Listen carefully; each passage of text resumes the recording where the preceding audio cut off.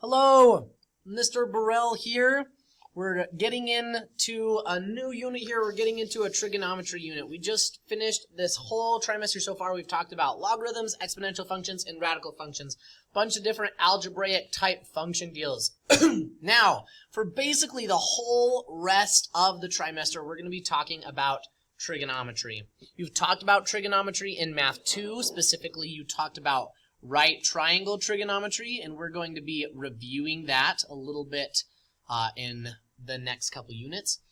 But there's a lot more to trigonometry than just right triangle trigonometry. Lots of really cool things associated with triangles and angles and circles and all these different things that we're going to start talking about in Unit 10. Units 10, 11, and 12 will all be about different aspects of trigonometry. So to get us started, what is trigonometry? When I say the word trigonometry, what comes to mind? Specifically, I think I looked this up on the internet. Trigonometry is the branch of mathematics dealing with the relations of the sides and angles of triangles and with the relevant functions of any angles. So anything associated with the sides and angles of triangles and anything we can model using triangles and their angles and their sides, that's what trigonometry has to deal with. We do a lot with graphing, we do a lot with circles in trigonometry, but it all kind of comes back to the relations of the sides and angles of triangles. Little history for you, for my history buffs. Astronomy might be considered the driving force behind trigonometry. These ancient Greek mathematicians, such as Hipparchus, Menelaus, I think is how you say his name, Ptolemy, as early as 160 BC, so like tons of years ago, right? Used trigonometry to, among other things, determine the rising and setting times of certain stars in the sky. So this mathematics, trigonometry, has been around for a long time, and people have used it forever. Where do we use trigonometry? Where do we see this? We use it to calculate extreme distances and heights. We saw that a lot with right triangle trigonometry in Math 2. We can use it to find those types of distances. We use trigonometry to model roller coasters. People in designing roller coasters use trigonometry a lot. People use trigonometry in roofing applications and aviation, cartography, which is like map making, satellite systems. So a lot of the fields that you could potentially go into can and will use aspects of trigonometry. So this unit is kind of an intro, some of the basics around trigonometry, some that we've already seen, some new things in order to prepare us for some of the trigonometry we're going to be doing in the future. So today, we're going to talk about converting between degrees and radians. Some of you may have heard, a lot of you hopefully have heard this term before. A lot of you may have not heard of radians. That's okay, we're going to talk about it. We're going to talk about the difference between these two and converting between the two. So by the end of this lesson, I hope that you're able to convert degrees to radians and convert radians to degrees. So first of all, what are degrees? Let me move my screen down here a little bit. What are degrees? When I say the word degrees, what do you think about? So degrees is a measurement of an angle. So when I say like 40 degrees, 50 degrees, we're talking about the measurement of an angle. Specifically right here, I have this circle for reference. If I'm starting right here at 0, this angle is 30 degrees, this angle is 45 degrees, this angle is 60 degrees, this right here is a 90 degree angle. I denote that with this little square. 100 degrees, or 180 degrees is a straight line, and 360 degrees would be all the way around the circle, 360 degrees. So we're pretty accustomed to using degrees. When we talked about triangles in the past, we've talked about the degrees of triangles or the angles of triangles in degrees. And we talked about how all the angles in a triangle added up to 180 degrees. All these types of things you have seen before. Well, why 360 degrees, you might be asking. I get asked this question a lot. Why do we use 360 degrees? Why don't we use something convenient like 100 or 1,000 or 10 or something? Why is it that there's 360 degrees in a circle in a complete revolution? Well, I don't know if this is the only reason why, but ancient Persians and Babylonians used a 360-day calendar. So way back in the day, they used a 360-day calendar, which is actually pretty darn accurate for that time period. Now we know that there's like 364 days in a year. They thought there was 360, pretty darn close.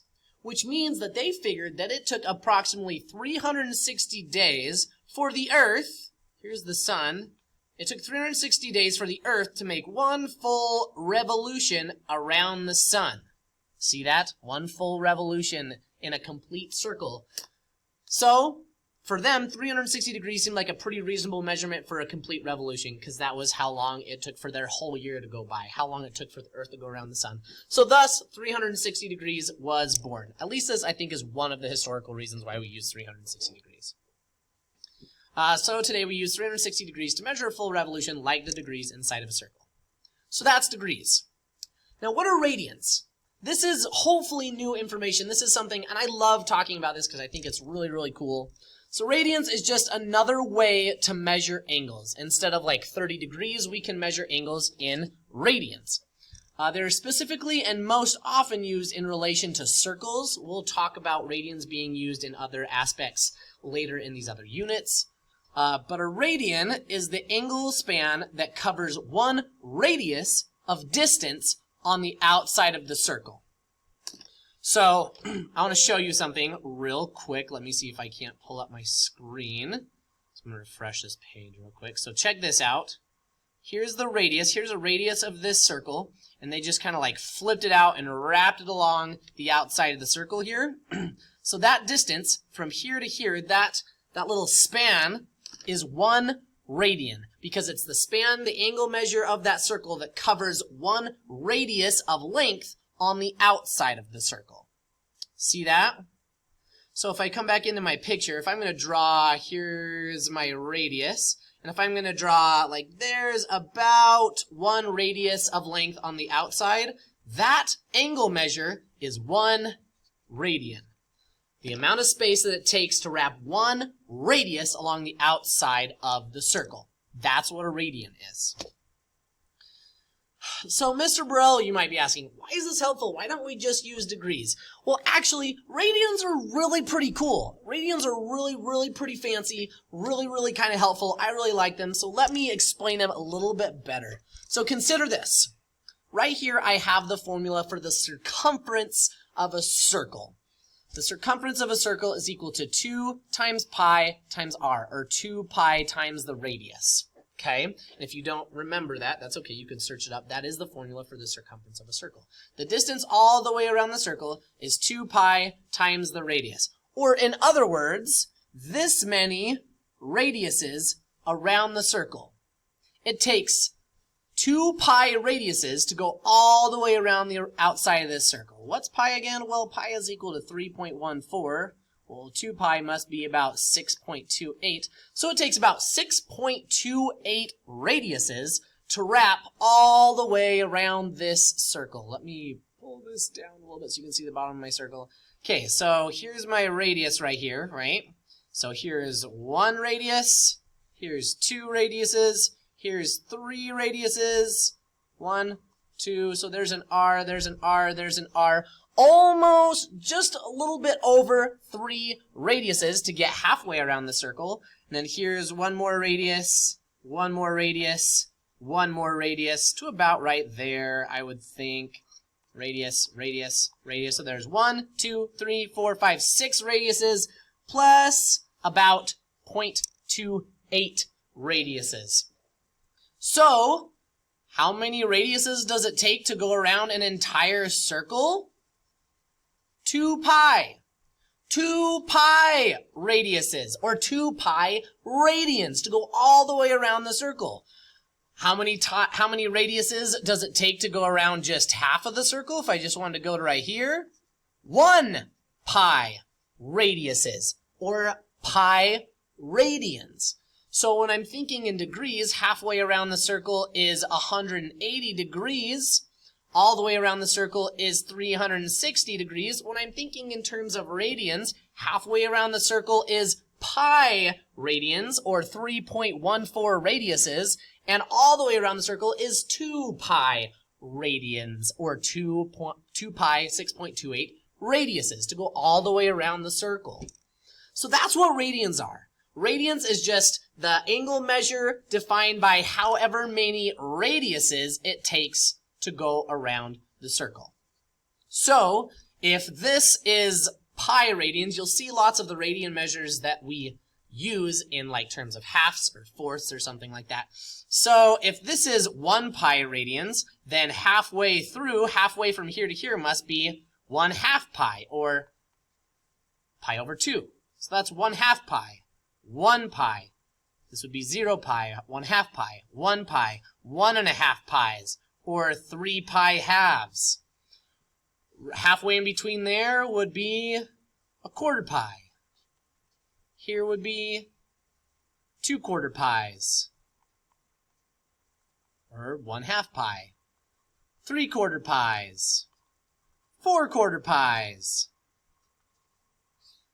5/4 pies, 6/4 pies, or 3 pi halves, 7/4 pies, 8/4 pies, or 2 pi. See that? See that? So this angle measure right here in radians is just half of a pi. Half of the pi. 1/2 pi radians. So that means about half of 3.14, so like 1.6 radiuses to get from here all the way up to here.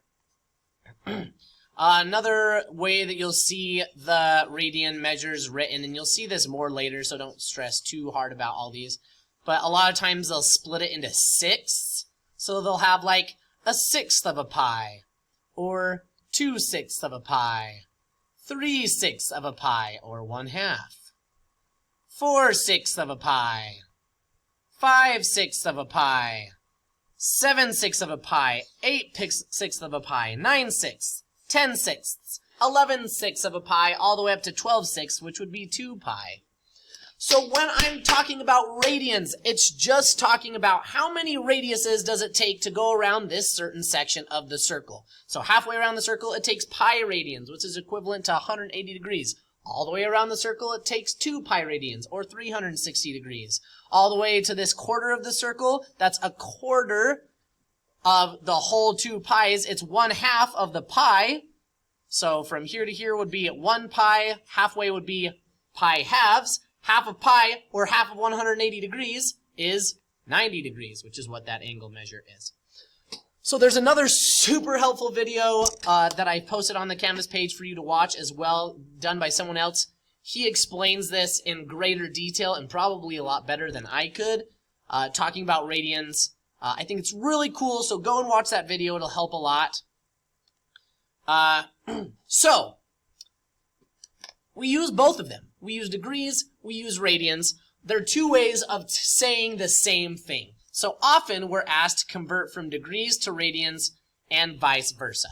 So if I have an angle measure in degrees, I multiply it by pi divided by 180, and that will give me radians. For example, if I have 90 degrees, I'm going to take 90 times pi over 180, so that's 90 divided by 180. I'm going to leave the pi there. I'm not going to multiply by 3.14. I'm going to leave it and treat it like it was a variable. And I'm going to simplify that fraction. So 90 divided by 180, that's 1/2. So I'm going to have 1 pi over 2, or just pi halves. And remember, 90 degrees was halfway to 180 degrees, and 180 degrees was right at pi, so halfway from 0 to pi must be 1/2 pi. If I'm converting from radians to degrees, I'll take the radian measure. Maybe I have like 3 pi fourths radians. So 3/4 of a pi would be 3/4 of the way from 0 all the way to pi. And I multiply that by 180 over pi. Notice I have a pi on top, pi on bottom. Those are going to cancel. And I'll take 3 times 180 divided by 4. What is 3 times 180 divided by 4? Well, it's 135 degrees. And if you were to go back and look at our circle, where would 135 degrees be? 135 degrees would be right about here, halfway between 90 degrees and 180 degrees. 3/4 of the way from 0 to 180 degrees, or 3/4 of the way from 0 to pi radians. Pretty cool. So remember these. Degrees is equal to pi divided by 180, degrees times by pi over 180 is equal to the angle measure in radians. Radians times 180 degrees over pi is equal to that angle measure in degrees. So let's practice some of these. Okay, so if I have 45 degrees and I want to convert this to radians, I'm going to multiply by pi divided by 180. So that's 45 pi divided by 180. What's 45 divided by 180 reduced? 45 divided by 180 is 0.25 or 1/4. So pi fourths. And if I think of my circle, here's 45 degrees. It's a quarter of the way to 180 or a quarter of the way to pi. It's a quarter of a pi. So that's why it's pi fourths. Oh, I think that's so cool. Okay, 120 degrees, I'm going to multiply by pi over 180. 120 divided by 180 is 0.666666 or 2/3. So 2 pi thirds would be the radian measure associated with 120 degrees. What about negative 30 degrees? What would that be? Well, I'm going to multiply by pi over 180. 30 divided by 180 is 0.1666666, which is 1/6. So this is going to be negative pi 6. So negative 1/6 of a pi, 1/6 of the way to the halfway mark, except in the negative or opposite direction. Okay, let's try vice versa. Let's convert radians to degrees. So right here I have 5 pi 6 radians, so I'm going to multiply by 180 over pi.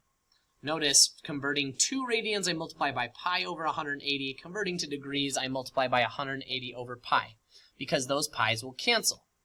So 5 times 180 divided by 6, because I have 5 times 180 divided by 6, that gives me 150 degrees.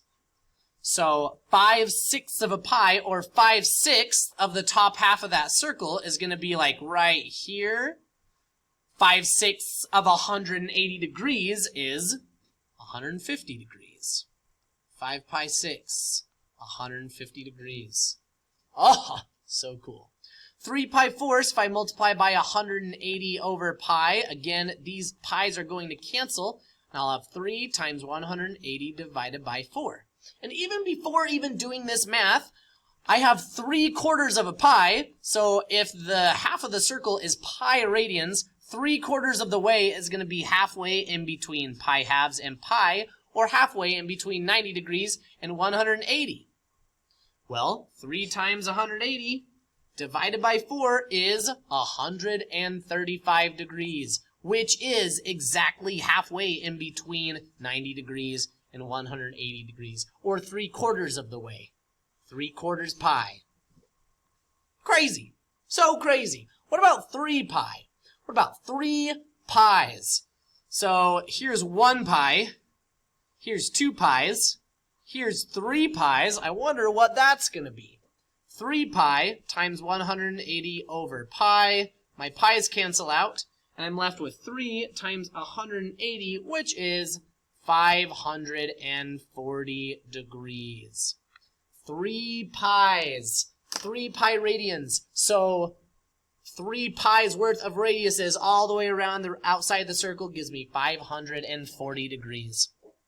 We'll talk more about in the next lessons these types of angle measures, the ones that aren't in our immediate circle here. But for now, this is what I want you to be able to do. Convert from degrees to radians and from radians to degrees, and specifically be able to understand what a radian measure is. Again, I really strongly encourage you to watch that other video I have posted on the Canvas page. It's a lot of fun. I think the guy is hilarious, and he's really excited, almost as excited about math as I am, so go take a look at that.